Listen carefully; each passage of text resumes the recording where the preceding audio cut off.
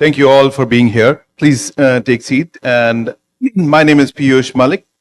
And my panel, we have distinguished folks here. I would like them to introduce, and then we'll take forward from there. Just take 2 minutes to introduce each of you, starting with Dr. Orna. Please introduce yourself, and then we can come back. Hi, everybody.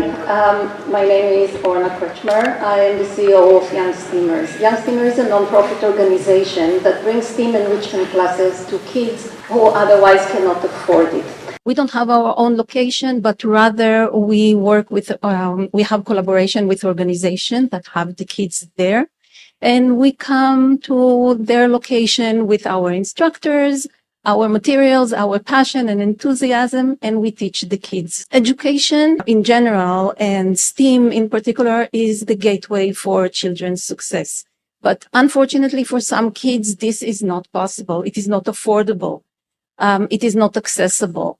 And that can have a very negative effect on their future. Our dream in Young Steamers is to bring this special program that we have to every kid that come from underserved, undersourced, underprivileged, at-risk family, to gap that bridge and to open doors for a better future. Thank you, Orna. And Tej. Hi, my name is Tej, founder of the Touch a Life Foundation.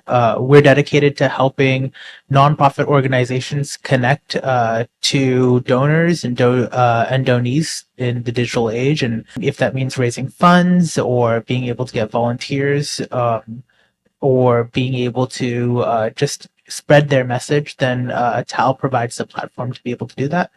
In terms of myself, I've been part of the software industry for the last 5 years, and I've worked in areas such as data, e-commerce, and in renewable energy. Hi, I'm Chatterjee. I'm the co-founder and ecosystem lead of Crack the Wellness Code, which is a community-driven wellness movement, a 501c3 nonprofit based in Silicon Valley with pan-US and global footprints.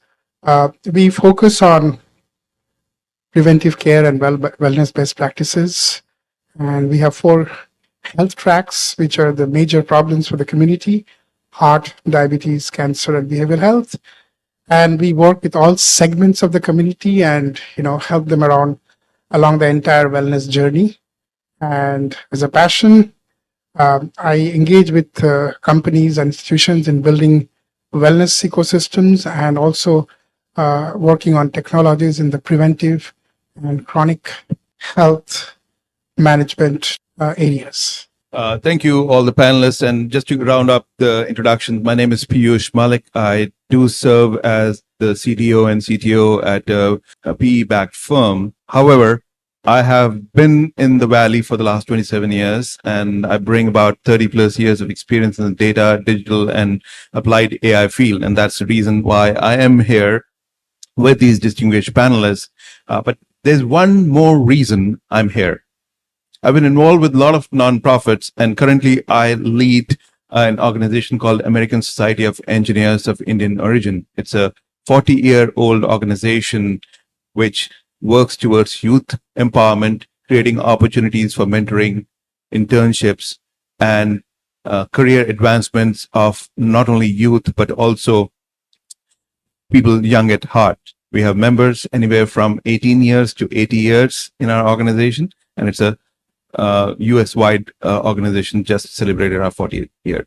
So that said, my day job is in the data and digital realm, and how do we use digital technologies in profession is how we apply these digital technologies for our passion work, which is the nonprofits that we all represent. So in this panel, we'll explore certain ideas and certain emerging technologies that we all see around us. Now, how many of you are afraid of artificial intelligence? Just by raise of hands. Okay. Afraid.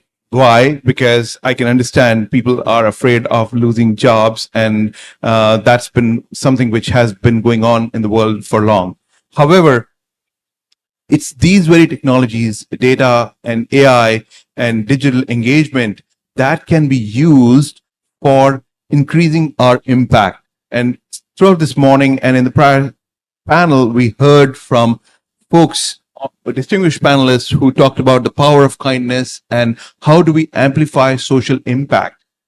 It's the use of these digital technologies for fundraising, for engaging with donors. And so let me ask by rotation to these panelists, what specific technologies they are using in terms of increasing the impact with their donors and volunteers, starting with Orna. We found that using social media is very helpful, but what we are doing is we are defining clearly our mission and our goal. You cannot just ask for money because why would somebody give you money because you ask? But when you have a good story, and in our case, if you have a kid with big bright eyes that just inflated a balloon using chemical reaction, when people see this, if a picture worth 1,000 words, a video worth much more than that. So we show what we do behind the scene. We show exactly what the kids are getting. So having this storytelling with a compelling storytelling with a clear mission and a clear goal that is seem to work for us. Great. Tej, what about you? So 3 different areas. One is social media, just like Orna mentioned just now, and then the other are payments facilitators. People want it to be as easy as possible to be able to make a donation. And there was a statistic that we had at PayPal, which was 50% of people end up dropping their shopping cart because they're actually too lazy to go to the room over and pick up their credit card number in. And so for us, what we've seen is having payments facilitators and having an easy way to actually make a payment. It really helps the donation process as well and makes giving a lot easier, and it adds less friction to the process. And the final piece is we've been experimenting around with AI. Can we use AI to make the search of looking for nonprofits in the vast array of nonprofit networks out there? Can we make that a little bit easier to find organizations that can fit truer to what a person's goals are, or what organizations they have an emotional connection to? So those 3 areas: payments facilitators, social media, and AI on our front. Great. Thank you, Tej. Let's hear from Som, what he's been up to. And by the way, Som may or may not have delved deeper into his involvement in India, but he's got an eclectic background from both India and Silicon Valley. So please share your India experiences as well. Sure, thanks. So let's start with technology. There are 2 specific areas where we are deploying technology. One, we are using technology to enhance the capability of our deliverables to the community. And these are content, resources, and services. I'll explain that later. And the other aspect of technology is the outreach for fundraising, of course, and in terms of, expanding the network. It's the best way. So social media is definitely one of the ways of doing that, but there are multiple other alternatives. So in terms of content, during the COVID in particular, this became very significant because we started Crack the Wellness Code 2018 with huge participation, 700 plus people, on-site events. Then we became more specific, did workshops, etc., etc. But then with COVID, everything, became totally topsy-turvy, and we said we'll accelerate our efforts. And to do that, we actually started doing online programs, but we segmented. So we said heart, diabetes, cancer, and behavioral health. And then we had program for youth and elders and women. We have some of our youth members sitting here. So the whole idea was to, bite-sized content, digitalize, and everything get manifested today in our app, If you haven't downloaded, please download. It's called CWC, that's Crack the Wellness Code, CWC Khushi, KHUSHI. We have a booth out there, Crack the Wellness Code, and we have all this QR codes for everything that you want to do to get the app, or you want to volunteer for us, or you want to donate. So any form of engagement is possible. And obviously the technology plays a role. So content was very important because during this COVID, like the first year of COVID 2020, we did 97 online events for various segments. So that really generated a lot of bite size. So each event, we would, cut it and customize content for different segments. So videos, podcasts, and so on. So technology was a very important way of actually creating those bite-sized content, considering the fact that the span of attention is shrinking and it's going to shrink even further, and we don't know when it's going to end. So we have to be very smart to actually shell out the content.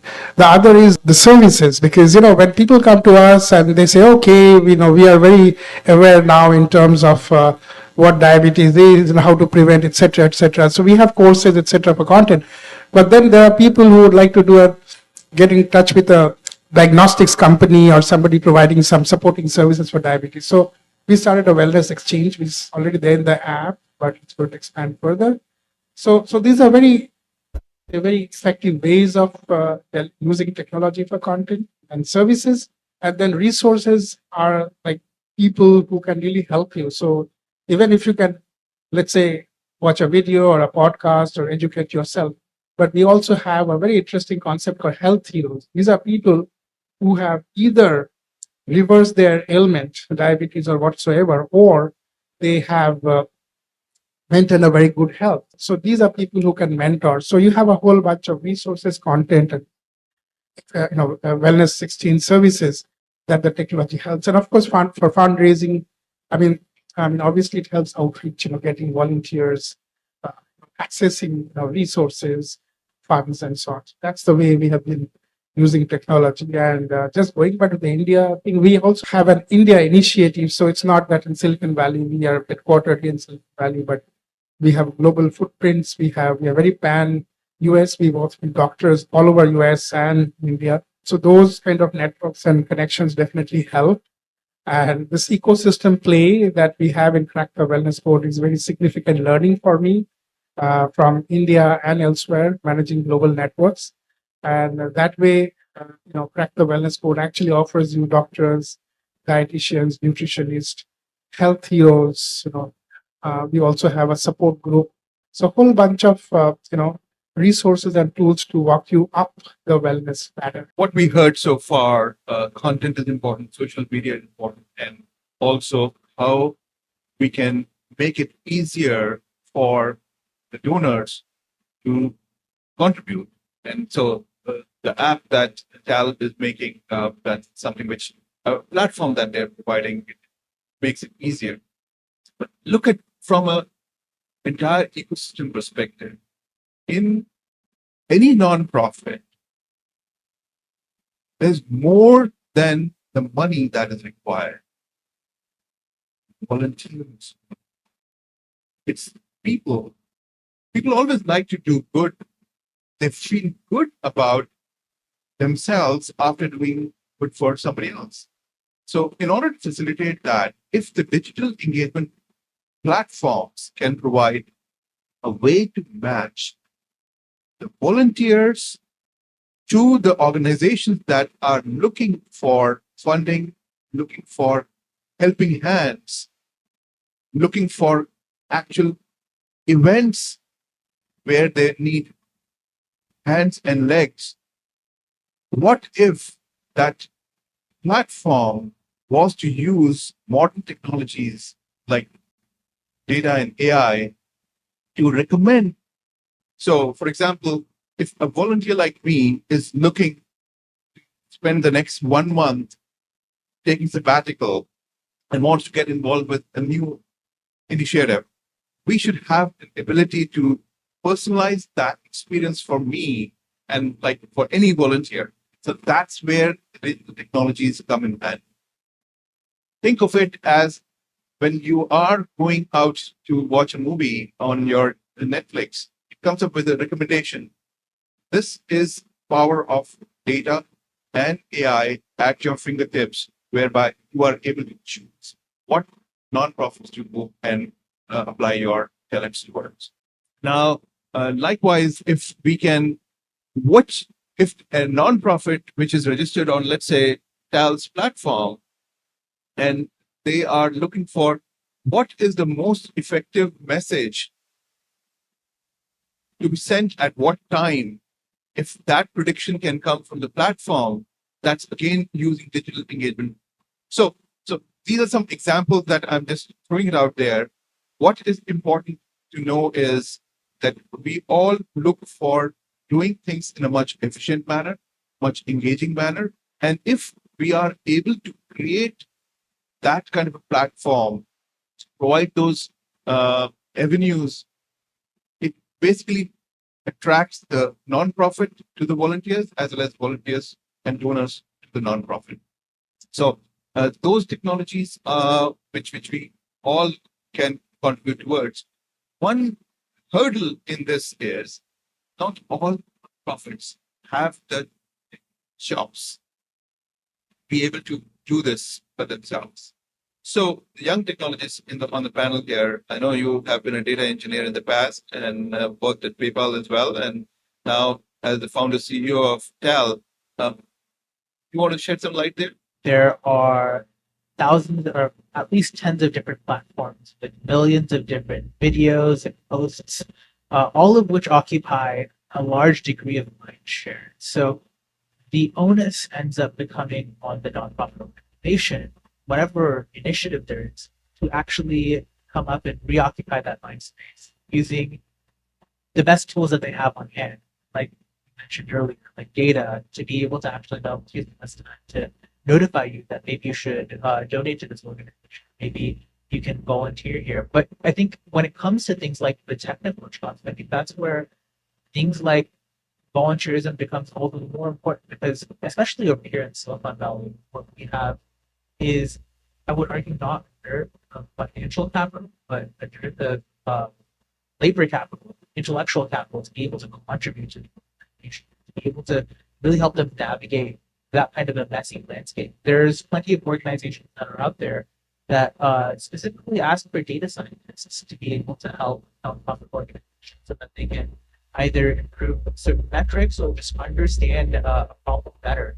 And that's a way that if you're a data scientist in there, they're data scientists in someone, you have to think of contributing just not going to a shelter and I'm putting together a lunchbox, which is a great thing to do. But there's also so much more value that you can add using the degree that you earned. It's very unique to you. At the same time, contributes probably more than even the financial capital.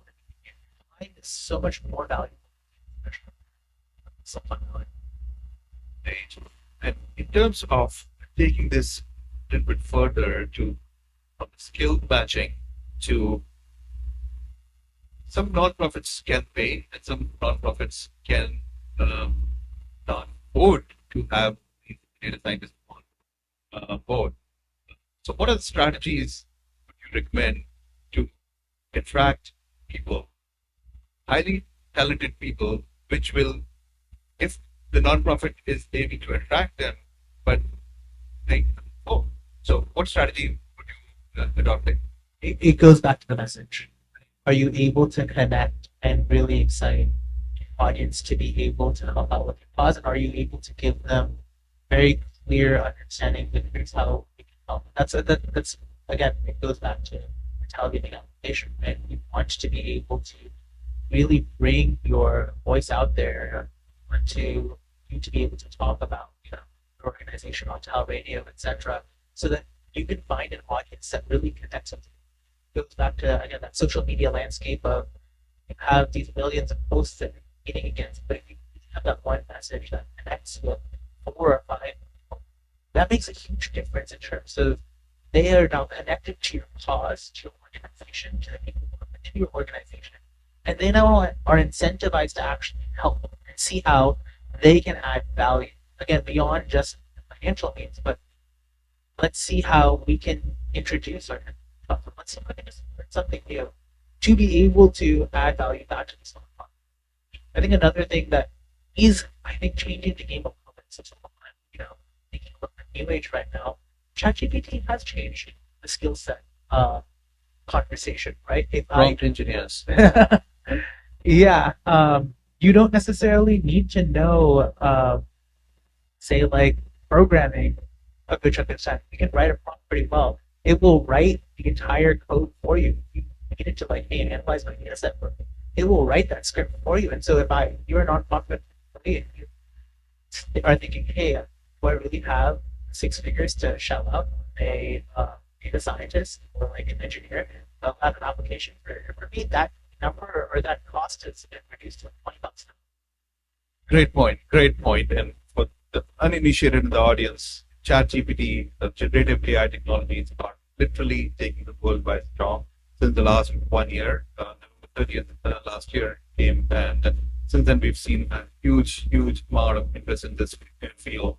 I personally, professionally, actually, I work in this area, so very deep into it. Let me bring the conversation back to what we've heard so far: content, social media, being able to attract the right talent.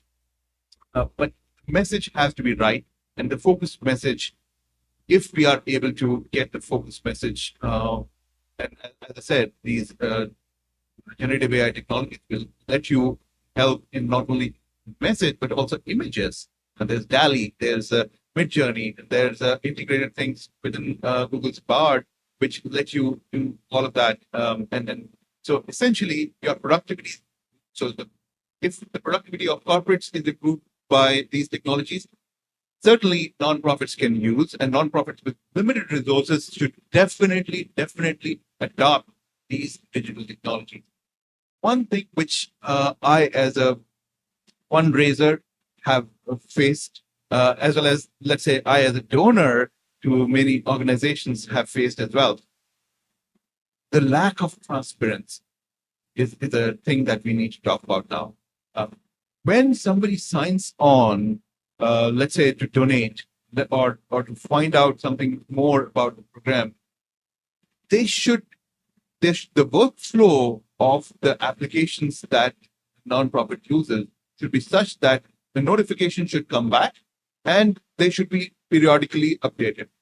So, let's hear from Orna if you want to shed some light on that. Are you using any of these technologies? Then we go to picture. Yes, they use social media, but they also will donate if you will hold, you will talk with them, send them a letter, and then follow up with them. They are the generation that went through all the important historic events, and they have social responsibility. Actually, about 45% of all donations that goes to nonprofit in the US come from the baby boomers. So this is when then you go to the Gen X and millennial, they are different. They will do millennials will give money to peer-to-peer fundraisers, but they will do research. They will actually do their own research, not just what you are telling them. And they will decide if this is the right thing for them. They millennials and Gen X will go to organizations that are more close to what they feel is their cause. And then there are the Gen Z, and they are completely different. They were born with a cell phone, and they are tech savvy. So they are heavy on social media. So it depends who you want to raise money from. What is your cause? You will use different. Let's think about the next generation who will be born with a chip implanted in their brain. So, and that day is not far off. Neuralink has been working on it. I'm being shown the book, so we are almost out of time, but I want to make sure we get one last statement from each of you in terms of what's the message, the key takeaway that you want this audience to have. So start with you and then come back. Yeah, I think one of the main takeaways here is technology is constantly evolving, and that's true for corporates as it is true for nonprofits. And I think we have to keep in mind, like you mentioned, Piyush, that nonprofits may not necessarily have that many tech-savvy people on board. So as a community, we have to be proactive about not just educating the nonprofit, but also providing them those resources to be able to stay ahead of the digital age. If we're not doing that, then we're doing nonprofits. Thank you, Tej. So as I said earlier, technology can help in outreach, but it can help in capacity build. That's all. Otherwise, every nonprofit has to have a hybrid model of both technology and the human factor, particularly into community wellness kind of stuff. So I don't think technology can just substitute advice. And I think we do that pretty well, and we understand that well because it's Silicon Valley, so we work with a lot of interesting people who are dabbling with the latest stacks. So goes without saying, but our understanding is very clear that it has to be a hybrid model. I mean, like you were there last year, unless there are 300 people in an auditorium eating healthy food and doing some mental exercise and learning some best practices and then bring them online. So it's a hybrid model and works very well for us. And I think that should be the strategy. Great. Orna, last one liner and then close.